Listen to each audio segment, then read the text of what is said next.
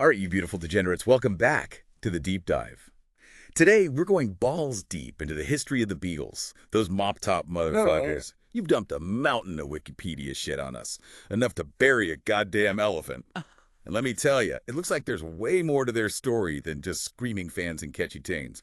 We're talking Hamburg's red light district, pills, and enough drama to make a goddamn soap opera blush. So buckle up, Buttercup, because this ain't gonna be your grandma's Beatles story.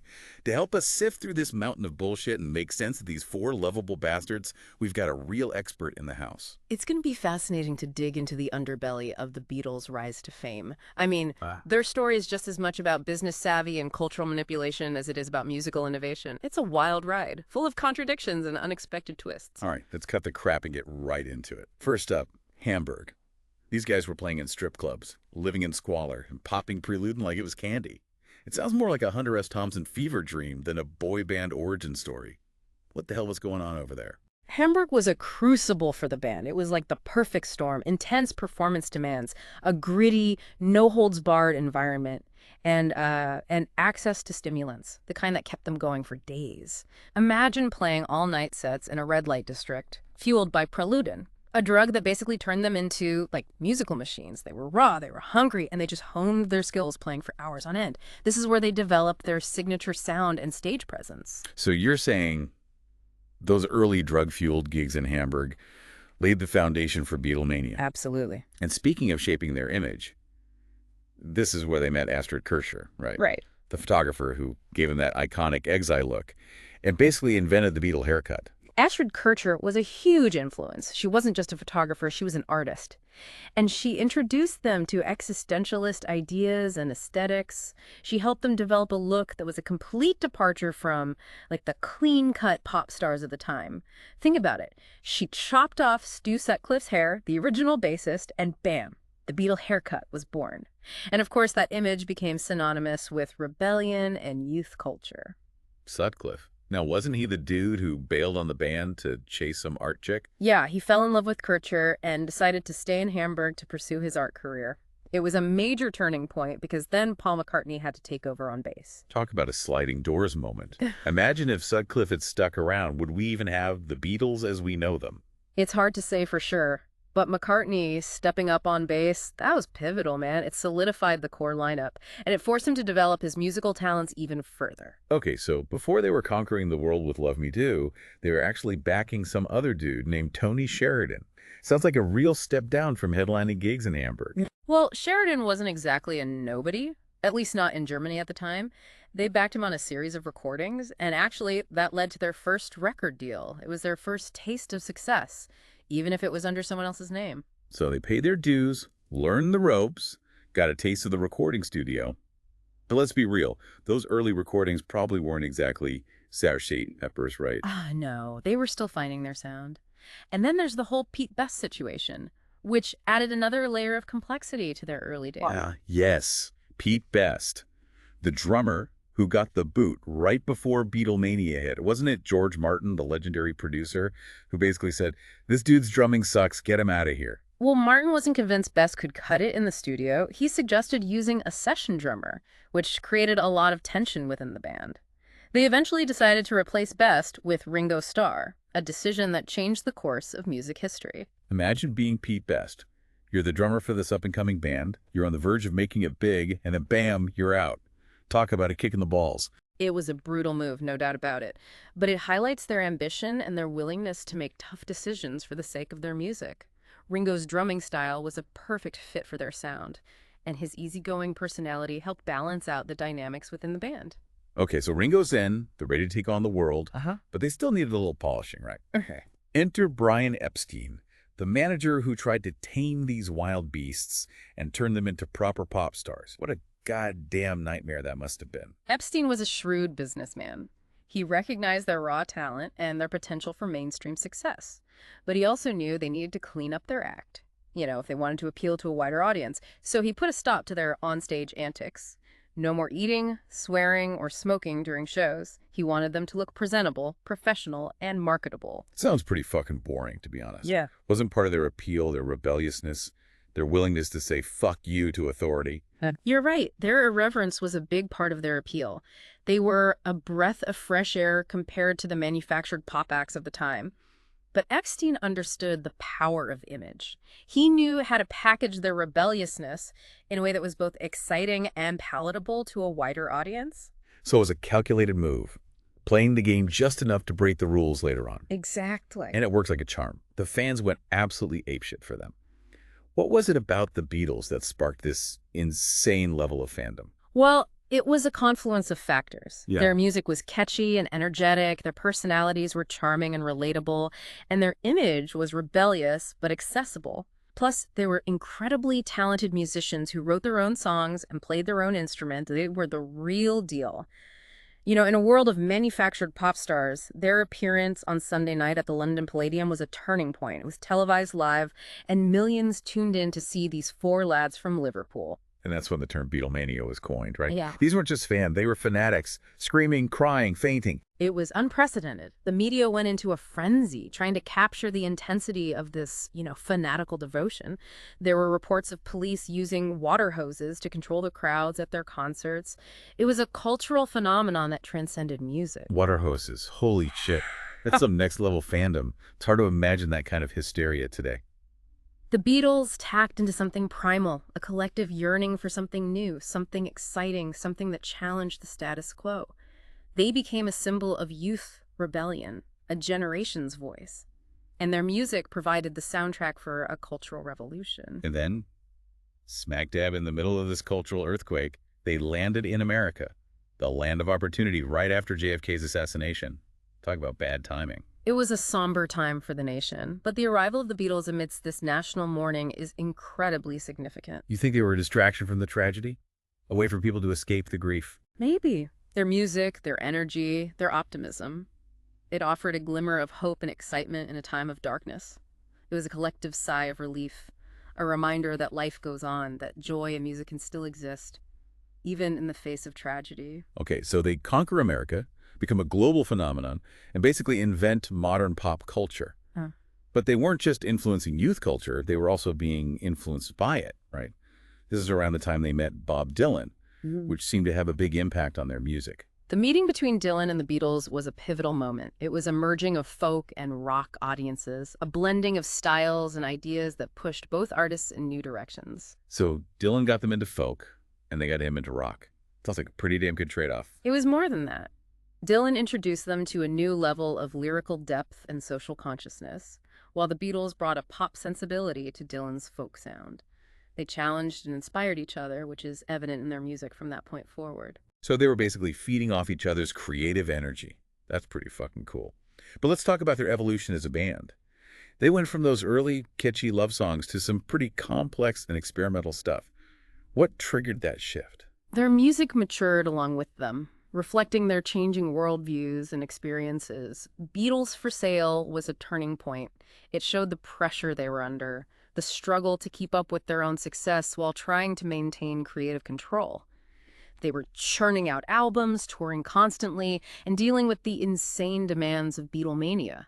It's a miracle they didn't completely lose their minds. And then there was that whole controversy surrounding their MBE awards, right? Yeah. Those fancy pants awards from the Queen. What the hell was that all about? They were appointed members of the Order of the British Empire, which pissed off some conservative recipients who felt they didn't deserve the honor. It was a clash of cultures, a generational divide playing out on a very public stage. Imagine being such a stuck-up asshat that you're offended by the Beatles getting an award. What a bunch of humorless pricks. It speaks to the power they had to challenge the establishment, to provoke and disrupt. They were a symbol of change, and that made some people very uncomfortable. So they were pissing off the old guard while inspiring a generation of young rebels. Not a bad legacy, if you ask me. But let's talk about Rubber Soul. That album felt like a real departure from their earlier work. More introspective, more experimental. And let's be honest, probably fueled by a shit ton of weed. Rubber Soul is often referred to as their pot album. Yeah. Harrison introduced the sitar, the lyrics became more introspective, and the music explored a wider range of styles and influences. It was a clear sign that they were evolving, pushing the boundaries of pop music and exploring new sonic territories. They were definitely diving deep into some psychedelic headspaces. But it wasn't just the weed. They were experimenting with all sorts of sounds and instruments. Revolver took that experimentation to a whole new level. And let's not forget the infamous Butcher cover controversy. Those cheeky bastards knew how to stir up some shit. That cover caused a major uproar. It featured the band with dismembered dolls and raw meat, a stark contrast to their clean-cut image. Capitol Records refused to release it in the U.S., forcing them to create a new cover. What were they thinking with that cover? A brilliant artistic statement or a publicity stunt gone wrong? It's open to interpretation. Some saw it as a protest against the Vietnam War, others as a commentary on the commercialization of the music industry. Whatever their intention, it certainly got people talking. Well, they always did have a knack for pushing buttons and challenging expectations. And musically, Revolver was a game changer. Psychedelia, tape loops, Indian instruments, even a bit of social commentary in Taxman. It was a sonic revolution that paved the way for their masterpiece, Street Pepper's Lonely Hearts Club Band. Street Peppers was a cultural phenomenon. It captured the zeitgeist of the summer of love, the utopian ideals, the experimentation with drugs, the search for spiritual enlightenment. It was a concept album that pushed the boundaries of studio recording and redefined what it meant to be a rock band. And All You Need Is Love became the anthem for a generation, right? A message of peace and unity in a time of war and social upheaval. Did they really believe in that message, or was it just a clever marketing ploy? I think they were genuinely searching for meaning and connection, just like millions of young people around the world. Their music reflected that yearning, and All You Need Is Love captured the essence of that idealistic spirit. Whether it was naive or revolutionary, it became a powerful message of hope and unity that resonated far beyond the music industry. All right, so they're at the peak of their fame. They're musical innovators, cultural icons, and spiritual seekers. What could possibly go wrong? Well, fame and fortune have a way of complicating things, even for the Beatles. Their retreat to India with the Maharishi Mahesh Yogi was supposed to be a spiritual journey, a chance to recharge and reconnect, but as you'll see, it was anything but a peaceful retreat. Ah, yes, India, the land of gurus, meditation, and apparently a whole lot of drama for the Fab Four. Let's dive into that mess next time, shall we? For now, thanks for hanging out with us, you glorious bastards. Make sure you come back for part 2 of this wild ride. We'll be digging into the India trip, the Apple Corps fiasco, and the beginning of the end for the greatest band in the world. Until then, peace out. So we left off with the Beatles at a crossroads. Global superstars, musical innovators, spiritual seekers, but the pressures of fame and fortune were starting to, crack the facade. Yeah, those lovable bastards were about to take a trip to India, which, as we all know, is the land of gurus, meditation, and apparently a whole lot of drama for the Fab Four. What the hell were they thinking? Did they really think hanging out with some mystical dude in robes was going to solve all their problems? Yeah. They were looking for answers, for something deeper than the shallowness of fame and the relentless pressure of the music industry. The Maharishi Mahesh Yogi was a charismatic figure. He promised enlightenment and inner peace. They weren't the only ones drawn to his teachings. Plenty of celebrities and artists were flocking to India at the time, searching for spiritual guidance. So it's like a hippie celebrity retreat. Sounds like a recipe for disaster, Yeah. especially with these 4 egomaniacs. Did they all buy into the Maharishi's bullshit? Initially, they were all enthusiastic. They arrived at the Maharishi's ashram in Rishikesh with their wives and girlfriends, ready to immerse themselves in meditation and transcendental teachings. But the cracks started to show pretty quickly. Ringo left early, complaining about the food and the lack of proper plumbing. McCartney got bored with the whole meditation thing and left after a few weeks. I can't imagine Ringo roughing it without his creature comforts. And McCartney always did strike me as more of a down-to-earth, pragmatic dude. But what about Lennon? He seemed like the most spiritually inclined of the bunch. Lennon was initially very taken with the Maharishi. He saw him as a spiritual guide, a father figure even. But their relationship soured when rumors started circulating about the Maharishi's inappropriate behavior with some of the female followers. Wait, so this guru dude was a bit of a creep? I guess those robes hide a multitude of sins. The allegations were never proven, but they were enough to shatter Lennon's faith in the Maharishi. He felt betrayed and disillusioned, and he channeled that anger into a scathing song called Sexy Sadie, originally titled Maharishi. The peace-loving John Lennon writing a diss track about a guru. That's some juicy gossip right there. It was a sign of his disillusionment, a recognition that spiritual enlightenment wasn't going to be found in some ashram in India. He realized that the answers he was seeking were within himself, not in some external guru. So the India trip was a bust. No enlightenment, just drama, bad food, and a scathing diss track. They did return with a lot of new material. The time spent in Rishikesh was creatively fertile, and many of the songs written during that period ended up on the White Album. But their unity as a band had been shaken. They were four individuals on separate paths, heading in different directions. And just to make things even more complicated, they launched Apple Corps around this time, right? Their attempt to create a utopian business empire that ended up being a financial shit show. What the hell were they thinking?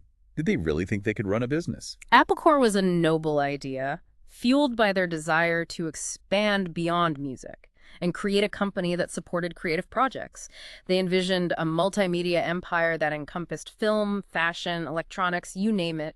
It was a reflection of their idealism, their belief that they could change the world through art and creativity. Sounds like a bunch of naive hippies with more money than sense. Yeah. Didn't they end up losing their asses on that venture? It was chaotically mismanaged from the start. They lacked business experience, and their idealistic vision clashed with the harsh realities of the corporate world.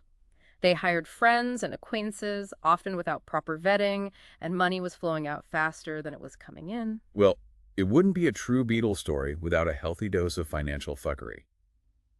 But they were still making music, right? What about the White Album? That's a pretty fucking iconic record, even if it is a bit all over the place. The White Album, officially titled The Beatles, is a sprawling double album. It reflects both their creative brilliance and their growing internal tensions. The recording sessions were notoriously difficult, filled with arguments, creative clashes, and a palpable sense of unease. Ringo actually quit the band for a couple of weeks because he was so pissed off with the whole vibe. Can you blame him? I'd walk out too if I had to listen to Paul McCartney's granny music shit all day. Lennon wasn't a fan of Obla Die either. The sessions were also strained by the constant presence of Yoko Ono, who Lennon insisted on having in the studio. Ugh. Yoko. The woman who launched 1,000 conspiracy theories about breaking up the Beatles? I bet that didn't go over well with the other guys. Her presence definitely added to the tension. The other Beatles felt that she was intruding on their creative space, and Lennon's infatuation with her was becoming a distraction. The sessions were often chaotic, with the band members recording separately and barely collaborating. It was a far cry from their earlier days of camaraderie and shared creative energy. So basically, they were four solo artists sharing a recording studio, all trying to pull the band in different directions. Sounds like the beginning of the end. In many ways it was. The White Album is a fascinating listen because you can hear their individual styles emerging. You've got Lennon's experimental Revolution 9, Starr's country tinge, Don't Pass Me By, Harrison's Rocking While My Guitar Gently Weeps, and McCartney's proto-metal Helter Skelter. It's a sprawling, eclectic mix of musical styles that somehow manages to hold together, a testament to their individual talents even as their collective unity was fracturing. Yeah, Helter Skelter's a fucking banger. But I can imagine those recording sessions being an absolute nightmare. Was there any joy left in the process? Or was it just pure creative tension? There were moments of brilliance, of course, but the underlying tension was palpable. Even amidst the chaos, they managed to create some of their most enduring songs, like Hey Jude and Revolution, which were released as a single. Those are classics for sure. But it sounds like the good times were fading fast. Mm. What happened after the White Album? Did they manage to pull themselves together, or was it a downward spiral from there? They tried to recapture the magic, but the cracks were too deep.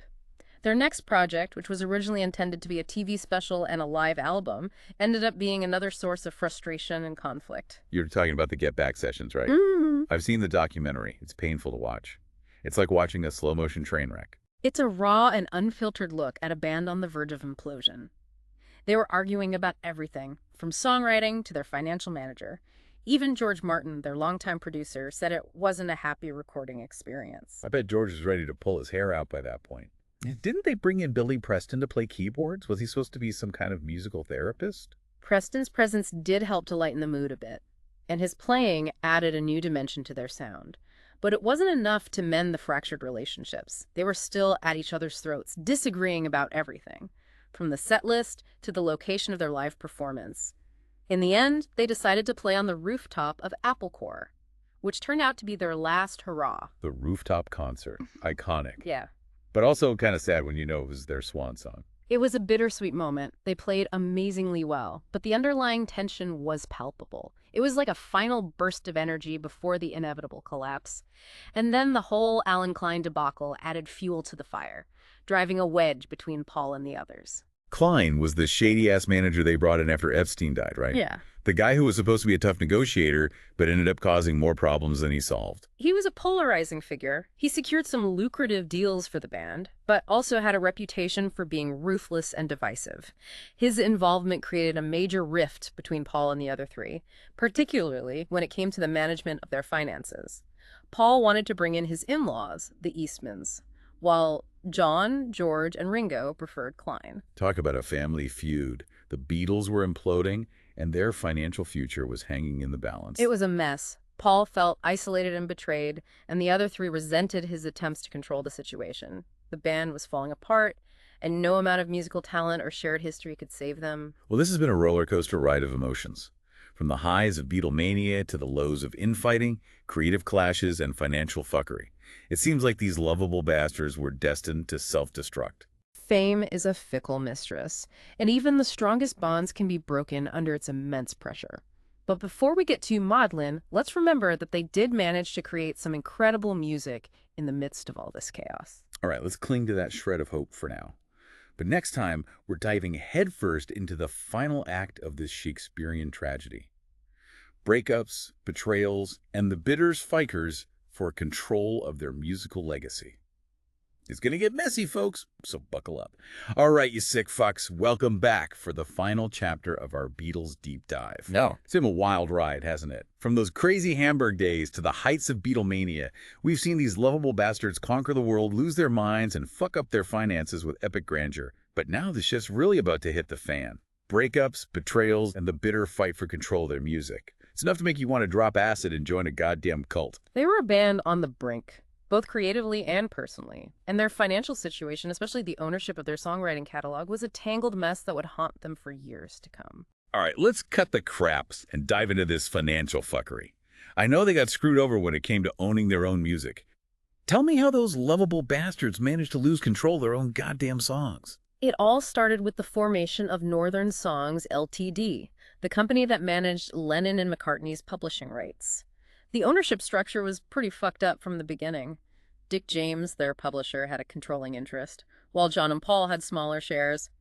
George and Ringo got basically nothing. Fucking bullshit, man. George and Ringo were integral to the band's sound.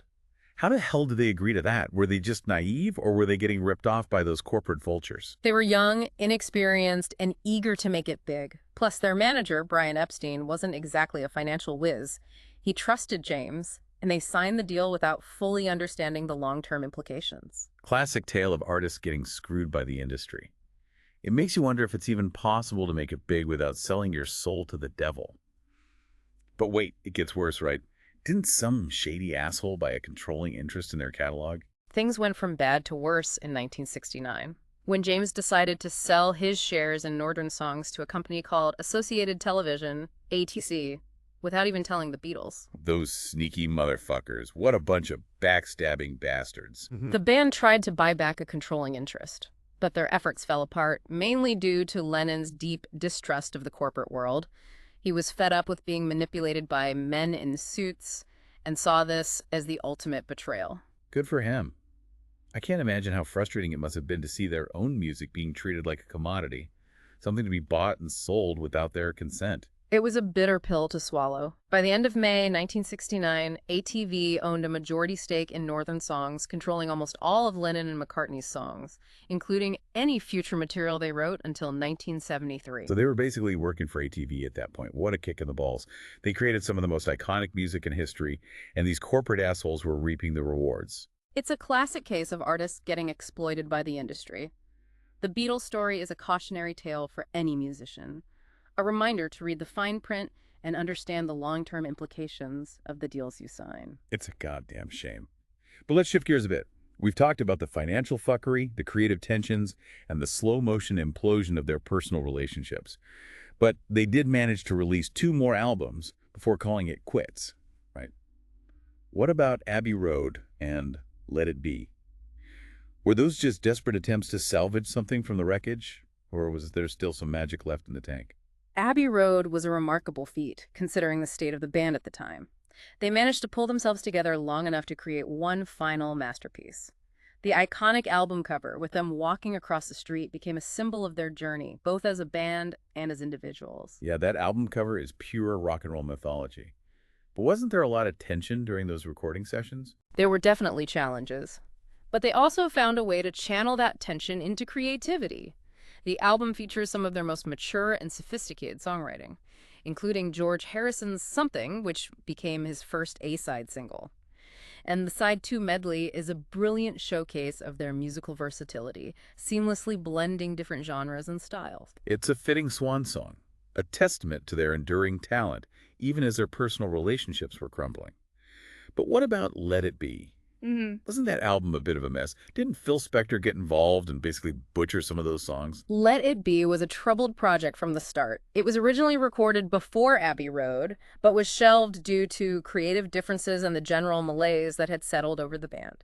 When they finally decided to release it, they brought in Phil Spector, known for his wall of sound production style, to try and salvage the recording. Spector, the guy who went to prison for murder.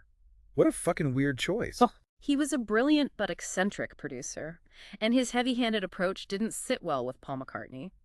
Paul was furious with Spector's orchestral arrangements, especially on the long and winding road, which he felt were overblown and sentimental. It was the final straw for him. So Paul was the one who officially pulled the plug on the Beatles. He announced his departure in April 1970, just a few weeks before Let It Be was released. It was the end of an era, the official dissolution of the greatest band in the world. What a goddamn shame. All that talent, all that success, and they couldn't make it work. It's a classic tale of hubris, creative differences, and the corrosive effects of fame and fortune. It's enough to make you want to give up on rock and roll altogether and become a goddamn accountant. But let's not forget the incredible legacy they left behind. They revolutionized popular music, influenced fashion and culture, and inspired generations of musicians. Their music continues to be covered, reinterpreted, and celebrated around the world. No matter how fucked up the business side of things got, their music is timeless. It transcends generations and speaks to something universal. It's a reminder that even amidst the chaos and heartbreak, art can endure, inspire, and bring people together. The Beatles were a product of their time, a reflection of the social and cultural upheavals of the 1960s.